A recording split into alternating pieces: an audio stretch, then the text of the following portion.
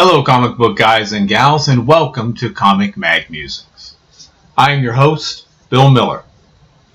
I'd like to welcome you to the 17th installment of our Top 500 Pre-Code Horror Comics. Public criticism of comic books brought matters to a head in the mid-50s. In 1954, anti-crime crusader Estes Kefauver led the Senate Subcommittee on Juvenile Delinquency. Dr. Frederick Wortham insisted upon appearing before the committee. He first presented a long list of his credentials and then, in his clipped German accent, spoke with authority on the pernicious influence of comic books upon children. His passionate testimony at the hearings impressed the gathering. Kefauver suggested crime comics indoctrinated children in a way similar to Nazi propaganda. Dr. Wortham noted Hitler was a beginner compared to the comics industry. Now, before we get to our comics, let's have a quick reminder of the criteria. The comics had to have been published prior to carrying the Comics Code Authority seal, and the title had to primarily be a horror title. Some of the eligible titles are from other genres, but they switch to a horror context for a period of time. Lastly, these are not necessarily either the most popular or the most expensive horror comic books. They are simply the best horror comic book covers, in my humble opinion. It was like splitting hairs when it came to time to rank these issues, but I treasured every moment of it. I made a series of 25 videos with 20 entries in each one, so please join me for the numbers 180 to 161 as we count down the top 500 pre-code horror comic book covers.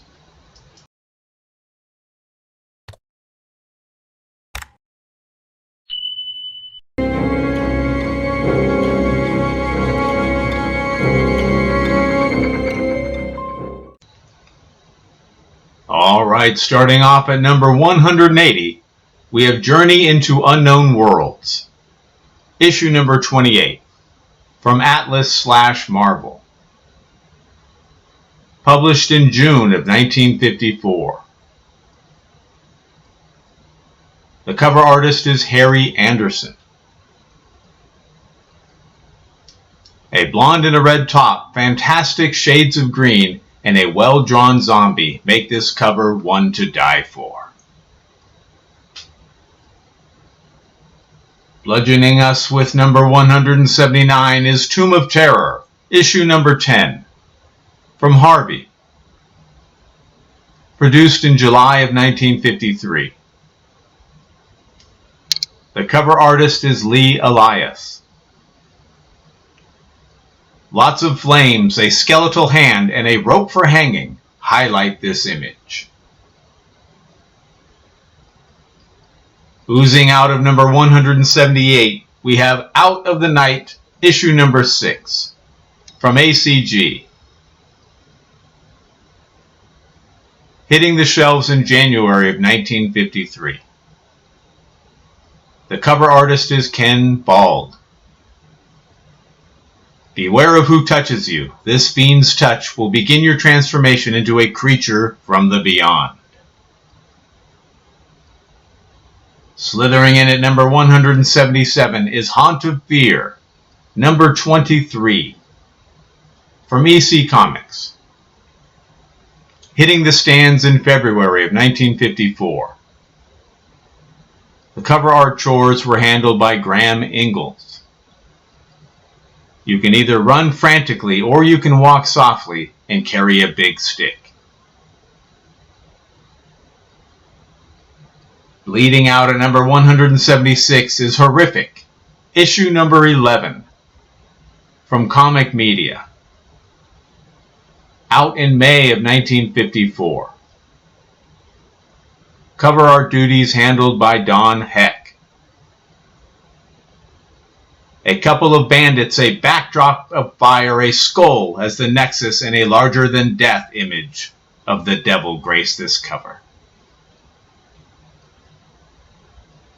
Hiding in the shadows at number 175 is Mystic, issue number 28, from Atlas/Marvel. Circulated in March of 1954. The cover artist is Joe Maneely. This undead creature has this poor fellow in a WWE headlock, making me doubt the DOA tag he's sporting. At number 174 is Chamber of Chills, issue number 22, from Harvey, printed in March of 1954. The cover artist is Lee Elias. We have a wheel of torture, several fellas in bondage, and one of the best drawn zombies I've seen in a while.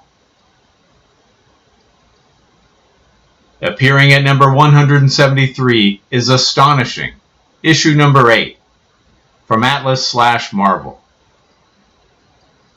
Produced in January of 1952. Cover art is by Russ Heath. A drowning cover, complete with snapping shellfish and a crowd of skeletons as spectators. Crawling in at number 172 is Tales from the Crypt, issue number 30, from EC Comics. Produced in July of 1952. The cover artist is Jack Davis. That poor miner. He had a shovel full of gold but couldn't cash in. Now his sweat equity will go to another. Spiriting in at number 171 is Chamber of Chills, issue number 20, from Harvey. Hitting the stands in November of 1953. The cover artist is Howard Nostrand. A super creepy zombified witch, a wonderful assortment of bright colors, and the replacement of numbers with skulls on the clock are just some of the great aspects of this cover. Chopping away at number 170 is Vault of Horror, issue number 30, from EC Comics. Published in May of 1953. The cover artist is Johnny Craig. We have several shocked bus or subway travelers looking on in horror at a grisly detached arm still clinging to the stop sign device. Slashing into number 169 is Mysterious Adventures, issue number 5, from Story Comics. Hitting the shelves in December of 1951. The cover art is by Bill Fraccio. A blonde in a red dress, in bondage, a pile of skulls, a skull-faced knife-wielding attacker, and heads on pikes. Did I forget anything? Fleeing into number 168 is Chamber of Chills, issue number 15, from Harvey. Out in January of 1953. The cover artist is Lee Elias.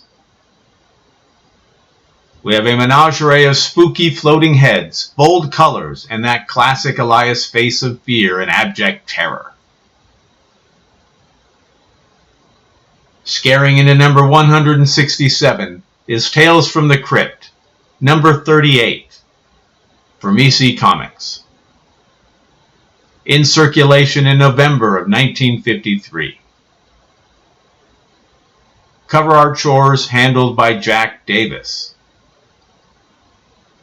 A simple image that isn't gory, but it is scary nonetheless. The manic, almost possessed look on the man's face caused the more active imaginations to run wild.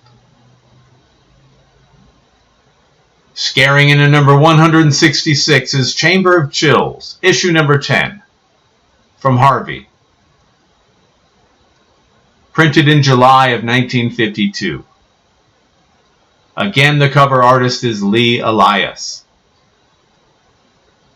An ice cave that resembles the head and maw of a hideous fanged fella rates a 10 on the creativity scale. At number 165, we have Ghost Comics, issue number 4, from Fiction House. Out sometime in the fall of 1952. Cover art by Maurice Whitman. A lovely blonde is frantically fleeing a flurry of furies. Great complementary colors that don't overpower the image, and a billowing skirt that crosses over into good girl art. Frightening us with number 164 is Chamber of Chills, issue number 9, from Harvey, produced in June of 1952. The cover art is by Al Avison. A woman in a red dress, in bondage, a mad scientist, and the reanimation of a long-dead caveman highlight this cover. Screaming away at number 163 is Eerie, issue number 9, from Avon, hitting the shelves in November of 1952. The cover artist is Jay Disbrow. A grave yields an apparition that solidifies into a spectacular skull-faced zombie. A lovely blonde in a red dress, who I feel as though I've seen somewhere before.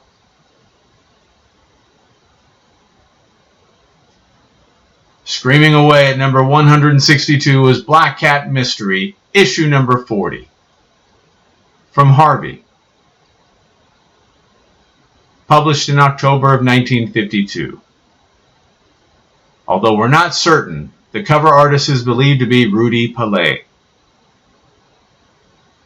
We have a wonderfully rendered, slavering, horrific behemoth who seems to think it is feeding time. And spooking us at number 161 is Chilling Tales, issue number 13, from Youthful, hitting the stands in December of 1952. The cover artist is Matt Fox. A traditional graveyard setting, skulls littering the ground, and an uber creepy smile on the ghoul taking center stage. And that will do it for numbers 180 through 161 as we count down the top 500 pre-code horror comics. I hope you enjoyed the video, and I hope you got to see some books you either haven't seen before or haven't seen in quite some time. Please leave a comment and tell me your thoughts. Do I have some ranked too high or too low? Or there's some that shouldn't have made the list at all? I'd love to hear your feedback, and don't forget to join me for the next installment as we count down numbers 160 through 141.